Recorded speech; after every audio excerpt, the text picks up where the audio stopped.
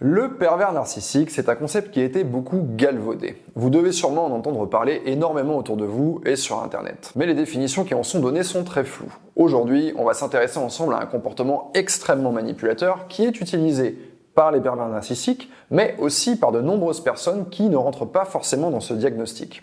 Parce que oui, qualifier quelqu'un de pervers narcissique, c'est avant tout un diagnostic. Et tout le monde n'est pas compétent pour poser ce diagnostic. Ça sert pas à grand chose de vous fatiguer à lire des listes de symptômes sur Internet parce que vous n'êtes pas psychologue. Et en vérité, le fait de savoir si une enfance sans limite favorise des comportements de pervers narcissiques, ça n'est pas très important.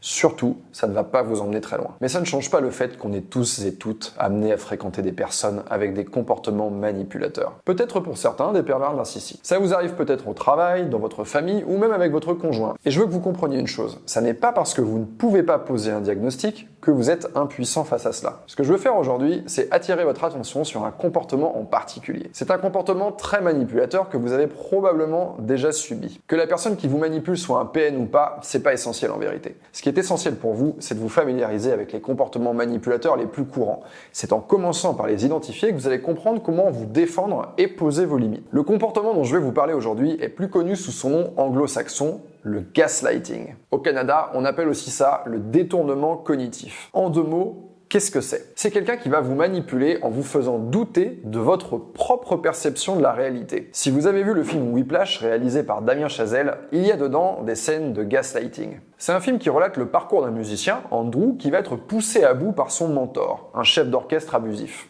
Say it. I'm upset. Say it so the whole band can hear you. I'm upset. Louder! Et il y a une scène où, après qu'Andrew ait joué, son mentor l'interrompt et lui dit qu'il n'a pas joué en rythme. Il lui fait reprendre plusieurs fois et l'interrompt de manière imprévisible. 5, 6, 7.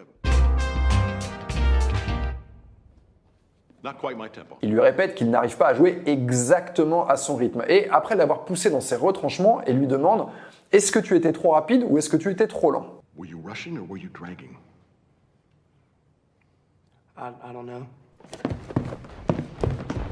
Start counting. Et à ce moment, nous, en tant que spectateurs, on n'est pas du tout sûr qu'Andrew ne jouait pas en rythme. Et d'ailleurs, le chef d'orchestre ne dit pas qu'il ne joue pas en rythme, il dit qu'il ne joue pas à son rythme. 1, 2, 3, 4. 1, 2, 3, 4. 1, 2. Ça lui laisse le pouvoir de décider quel rythme est juste ou pas, et ça fait que le batteur se retrouve complètement désarmé et n'a aucune clarté sur la manière dont il vient de jouer. L'effet de cette manipulation, c'est de faire perdre à Andrew toute capacité à évaluer de manière objective la manière dont il joue. Ça, c'est un exemple de film, bien sûr, mais dans votre vie perso, vous êtes peut-être aussi confronté à des comportements qui vont viser à vous faire douter de votre réalité et de vos jugements. Par exemple, un proche qui souffle le chaud et le froid, qui vous ignore et qui vous valorise de manière aléatoire. Ça va vous pousser à dégrader votre perception de vous-même et à ne plus faire confiance à vos sentiments d'attachement. C'est très insidieux comme mécanisme. La personne va agir de telle sorte que son respect pour vous soit imprévisible. Et vous, en retour, étant incapable de prévoir le comportement à l'avance, vous venez à douter de la nature de la relation qui vous lie à la personne. Un autre exemple, c'est quelqu'un qui pendant un conflit va vous dire que vous êtes trop susceptible ou que vous prenez les choses trop à cœur. Là, la personne vous fait douter de votre jugement. Vous avez réagi parce que vous vous êtes senti agressé, mais elle est en train de vous dire que finalement, c'était une plaisanterie. Je pense que c'est important que vous ne preniez pas ces événements à la légère, parce que si vous êtes régulièrement exposé à des personnes qui nient vos jugements sur une situation,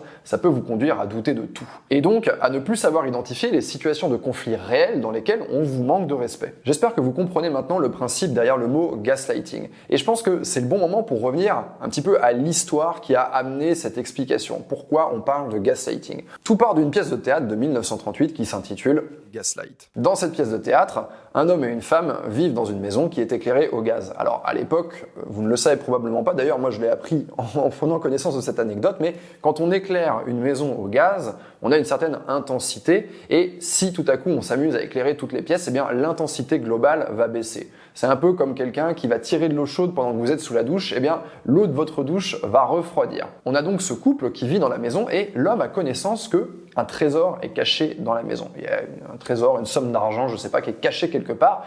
Et donc, il raconte à sa femme qu'il va travailler tous les jours, alors qu'en réalité, cet homme va s'enfermer au grenier pour chercher la fortune qui est cachée dans l'appartement. Et qu'est-ce qu'il fait quand il va au grenier? Il allume la lumière pour s'éclairer.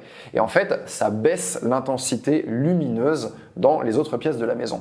Et sa femme, eh bien, elle remarque ça. Elle se dit, mais l'intensité lumineuse, elle a baissé. Si bien que quand son mari revient du travail, entre guillemets, en réalité, quand il revient du grenier, eh bien, elle lui fait part de ça. Elle lui dit, mais je comprends pas, l'intensité de la lumière baisse dans la maison. Et lui, il lui rétorque que non, elle est folle, que l'intensité n'a pas du tout baissé, que c'est toujours la même. On a donc ici notre principe de gaslighting où le mari va faire douter sa femme de sa propre perception de la réalité. Et il va lui répondre en disant, mais non, t'es folle. Et elle-même va commencer à croire que, effectivement, elle ne perçoit pas la réalité correctement. Voilà pour l'anecdote, si vous voulez vous la péter lors d'un dîner. Maintenant que vous avez compris ça, regardons ensemble quelles solutions et quels outils vous avez à votre disposition. Selon la chercheuse Hilde Linderman, votre capacité à résister au gaslighting dépend de votre aptitude à faire confiance à vos propres jugements. Qu'est-ce que ça veut dire concrètement, apprendre à faire confiance à vos propres jugements? Eh bien, ça veut dire que lorsque vous êtes dans un conflit, vous devez apprendre à distinguer d'une part les opinions qui relèvent de votre propre perception des choses et d'autre part les opinions que vous pensez être les vôtres mais qui vous ont été communiquées par la personne en face de vous.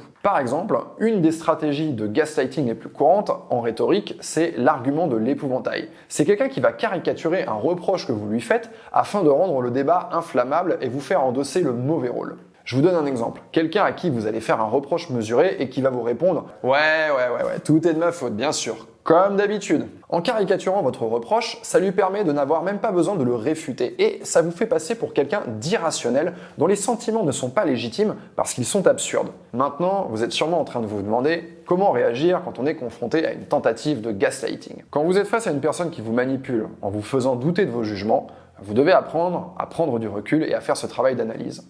Et vous devez aussi savoir que la bonne réponse face à un pervers narcissique, ce n'est pas nécessairement d'aller au conflit en essayant de lui opposer des faits objectifs. En réalité, même si vous avez des faits objectifs à opposer, ça ne vous donne pas un grand pouvoir, parce que la personne qui vous manipule n'est pas sur le terrain des faits. Elle est sur le terrain de l'émotion et de la subjectivité. Et c'est très visible dans l'extrait de Whiplash dont on a parlé tout à l'heure. Personne n'a aucune idée de si Andrew joue en rythme ou pas. Mais en tout cas, il est accusé de ne pas jouer au rythme de son chef d'orchestre. En plus, ce genre de personnes se nourrissent de vos réactions pour vous faire douter encore plus. Dans ces cas-là, la meilleure manière de poser vos limites, c'est finalement d'être au clair avec votre perception des choses. Un des meilleurs outils à votre disposition, c'est votre fermeté. Ne montrez pas votre doute. Vous devez comprendre que la personne en face de vous, PN ou pas PN, elle va se nourrir de votre réaction.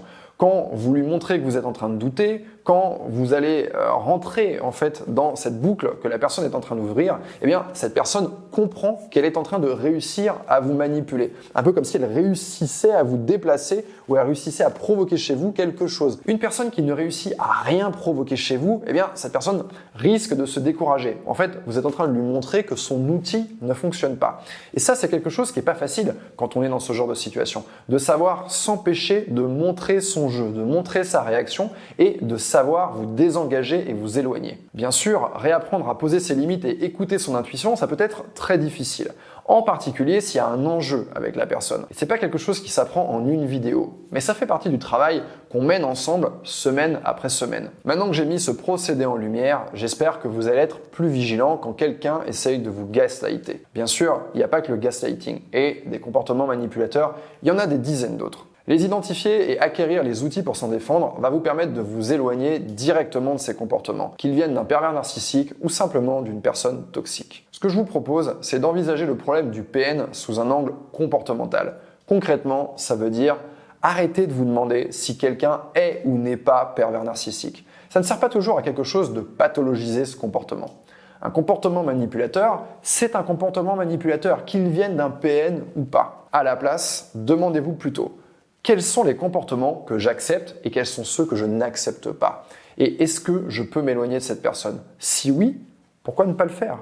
Et sinon, quels sont les outils que j'ai à ma disposition pour communiquer mes besoins et poser mes limites? L'analyse des comportements humains, le fait de savoir poser ses limites et se faire respecter, ça fait partie des sujets qu'on travaille ensemble sur ma chaîne. D'ailleurs, si vous voulez apprendre à poser vos limites au travail, je vous conseille fortement de regarder la vidéo qui va apparaître. C'était Yann et je vous dis à la semaine prochaine.